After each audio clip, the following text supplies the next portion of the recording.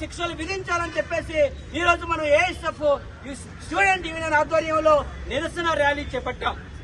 మన నిరసన ర్యాలీ ఎందుకు చేపట్టామో గవర్నమెంట్ కి తెలియజేయాల్సిన అవసరం ఉంది. మనం అందరం గొంతు చించుకొని వీ వాంట్ జస్టిస్ అని చెప్పేసి ఈ ఎండలో మన క్లాసులన్నీ బాయ్కాట్ చేసి ఎంఆర్ఓ ఆఫీస్ కి ఎందుకు వచ్చామంటే రాష్ట్ర ప్రభుత్వానికి మనం రక్షణ కల్పించాలని తెలియజేయడం కోసం వచ్చాం. కాబట్టి మీరందరూ కూడా మరొక 10 నిమిషాలు ఇంతే సైలెంట్ గా ఉంటే ఇక్కడ జరిగేటువంటి కార్యక్రమాన్ని ముగించుకొని ఎంఆర్ఓ గారికి మనం ఇక్కడికి ఎందుకు వచ్చాం, రక్షణ ఎందుకు కల్పించాలి ఏంటనేది ఒక మెమోరాండం సమర్పించి అనంతరం ఈ కార్యక్రమాన్ని మనం విరమించుకుంటాం. దయచేసి స్టూడెంట్స్ అందరూ కూడా నిశ్శబ్దంగా ఉండవలసిందిగా కోరుతా ఉన్నాం. ఈ యొక్క కార్యక్రమానికి విచ్చేసినటువంటి కొంచెం అందరూ వెడంగా ఉండండి, అందరూ ఫ్రీగా ఉండండి తమ్ముడు. ఈ కార్యక్రమానికి విచ్చేసినటువంటి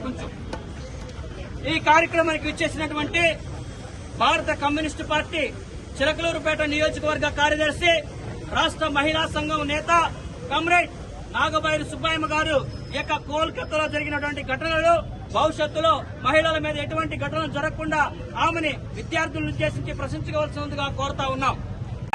రాజీనామా చేయాలి ప్రధాని నరేంద్ర మోడీ, రాజీనామా చేయాలి ప్రధాని నరేంద్ర మోడీ, రాజీనామా చేయాలి మహిళలకు రక్షణ కల్పించాలి.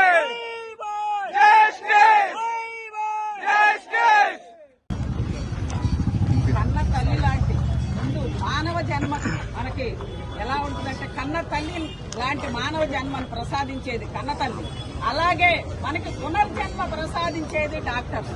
అలాంటి డాక్టర్స్ కే రక్షణ లేకుండా వాళ్ళ మీద అత్యాచారాలు చేసి హాస్పిటల్లోనే అత్యాచారాలు చేసి వాళ్ళని చంపివేయడం అంటే ఎంత దారుణమైన విషయమో తెలుసుకోండి.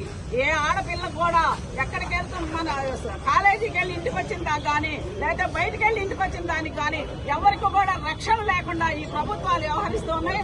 అలాగే ఈ రోజు మన చిలకలూరుపేటలో కూడా ఆ చనిపోయినందుకు నిరసనగా మనం ఏఐఎస్ఎఫ్ అఖిల భారత స్టూడెంట్స్ ఫెడరేషన్ ఆధ్వర్యంలో మనం ఈ ర్యాలీ చేపట్టడం జరిగింది.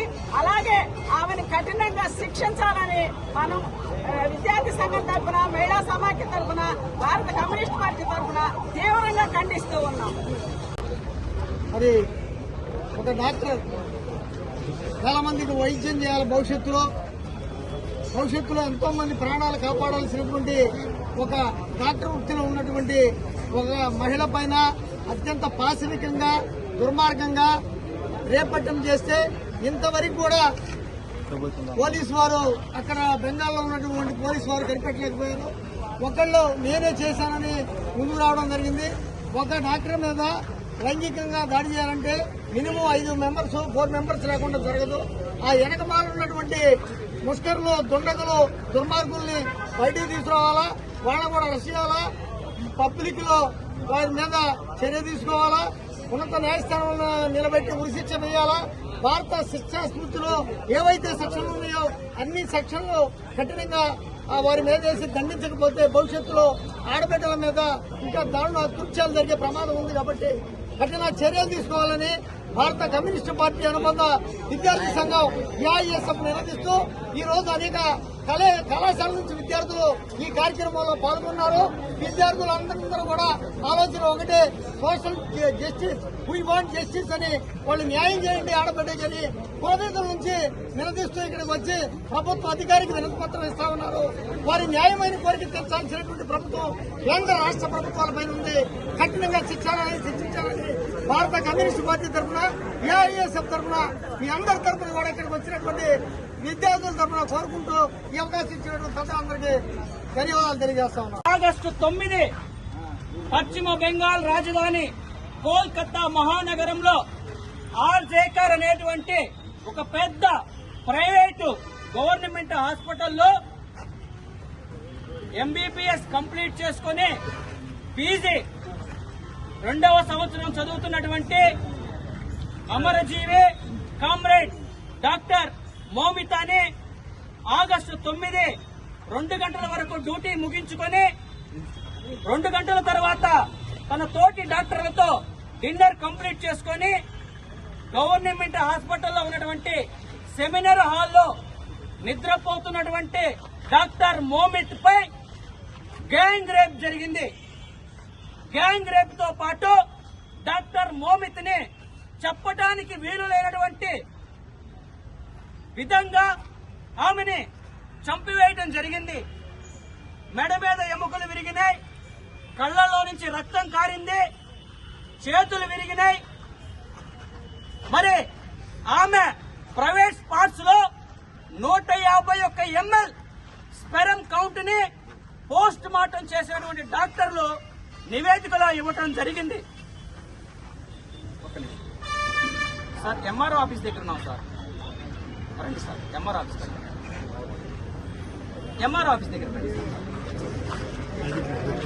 ఆమె ప్రైవేట్ పార్ట్స్ లో డాక్టర్లు ఇచ్చిన పోస్ట్ మార్టం నివేదికలో 151 ml స్పెరమ్ కౌంట్ జరిగితే ఆమె చనిపోతే అదే హాస్పిటల్లో పశ్చిమ బెంగాల్లో 12 సంవత్సరాలుగా సంజయ్ రాయ్ అనేటువంటి ఒక కానిస్టేబుల్ పనిచేస్తూ ఆ హాస్పిటల్ యొక్క భద్రతా విభాగంలో పనిచేస్తున్నటువంటి సంజయ్ రాయ్ అనేటువంటి వ్యక్తి ఆమెని రేప్ చేయడం జరిగిందని చెప్పేసి కోల్కతాలో ఉన్నటువంటి పోలీస్ కమిషనర్ ప్రాథమికంగా నిర్ధారించి అతన్ని మాత్రమే అరెస్టు చేయడం జరిగింది. కోల్కతాలో జరిగిన ఈ ఘటన ఈరోజు చిలకలూరుపేటలో, ఆంధ్రప్రదేశ్ లో, వెస్ట్ బెంగాల్లో, కేరళలో, త్రిపురలో, గోవాలో ప్రతి ఒక్క మహిళ, ప్రతి ఒక్క స్టూడెంట్, ప్రతి ఒక్క భారతీయుడు వెలుగెత్తి చాటుతున్నారు. ప్రజలను రక్షించాల్సినటువంటి డాక్టర్లని ఈ రకంగా రేప్ చేసి ఈ రకంగా చంపేస్తే సామాన్యులకు రక్షణ ఎక్కడని చెప్పేసి ఈ రోజు మనం ఏఎస్ఎఫ్ విద్యార్థి సంఘంగా గొంతెత్తి నిర్ణయిస్తా ఉన్నాం. మరి గ్యాంగ్ రేప్ జరిగిందని చెప్పేసి మరి అనేక మంది ప్రజా సంఘాలు, అనేక మంది న్యాయ నిపుణులు ఇస్తా ఉంటే సంజయ్ రావు అనే ఒక సామాన్య పోలీసును మాత్రమే మరి కోల్కతా పోలీసులు అరెస్ట్ చేయడాన్ని మేము తీవ్రంగా ఖండిస్తా ఉన్నాం. గ్యాంగ్ రేప్ జరిగింది, ఇంకా వింటే ఆ గ్యాంగ్ రేప్ కొనక స్థానికంగా ఉన్న ఎంపీ కొడుకున్నారని చెప్పేసి నివేదికలు వస్తా ఉన్నాయి. నిన్న వచ్చిన వార్తల్లో ఎవరైతే ఈ డాక్టర్ మోమిత్ ఉన్నారో అక్కడ ఆర్జేకర్ అనే హాస్పిటల్లో డ్రగ్స్ సరఫరా చేస్తా ఉన్నారు. ఆ డ్రగ్స్ సరఫరా చేసేటువంటి అంశాన్ని ఈమె వ్యతిరేకించింది. విద్యార్థులకు డ్రగ్స్ సరఫరా చేయకూడదని చెప్పేసి ఈమె ఇలా చేసినందుకే ఆమె మీద ప్లాన్ ప్రకారం జరిగింది అని చెప్పేసి కొంతమంది కూడా చెప్తా ఉన్నారు. ఏది ఏమైనప్పటికీ అన్ని వేల మంది పేషెంట్లు, అన్ని వందల మంది డాక్టర్లు, అన్ని వేల మంది స్టాఫ్ నర్సులు ఉన్నటువంటి ఒక గవర్నమెంట్ హాస్పిటల్లో నైట్ 3 గంటలకి ఒక డాక్టర్ మీద రేప్ అటెంప్ట్, మర్డర్ అటెంప్ట్ జరిగితే రక్షణ లేనప్పుడు మరి నైట్ పూట గాంధీ గారు చెప్పినట్లు అర్ధరాత్రి ఆడది నడుచుకుంటూ వెళ్తే పరిస్థితులు ఎంత దారుణంగా ఉంటాయో ఒకసారి ఆలోచించండి. మన రాష్ట్రంలో 20 రోజుల క్రితం 6 నెలల పసిపాప మీద రేప్ జరిగింది. ఈ రకంగా తీసుకుంటే ఈ రోజు దేశంలో మన మహిళలకి, విద్యార్థినులకి, మన అక్కలకి, చెల్లెలకి, తల్లులకి ఎంత గౌరవం ఉందో, ఎంత భద్రత ఉందో, ఎంత రక్షణ ఉందో మీరందరూ ఒకసారిగా ఆలోచించవలసిందిగా కోరుతా ఉన్నాం. దాని సందర్భంగా నిందితులకు వెంటనే శిక్షించాలని, అదేవిధంగా సుప్రీంకోర్టు కూడా మరి నిన్న ఆ కేసుని సుమోటోగా స్వీకరించడం జరిగింది. దీని పట్ల మేము ఏఎస్ఎఫ్ విద్యార్థి సంఘంగా హర్షం వ్యక్తం చేస్తున్నాం. సుమోటోగా తీసుకోవడమే కాదు, వెంటనే కొద్ది గంటల్లోనే నిందితులను పట్టుకోవాలి. నిజమైన నిందితులు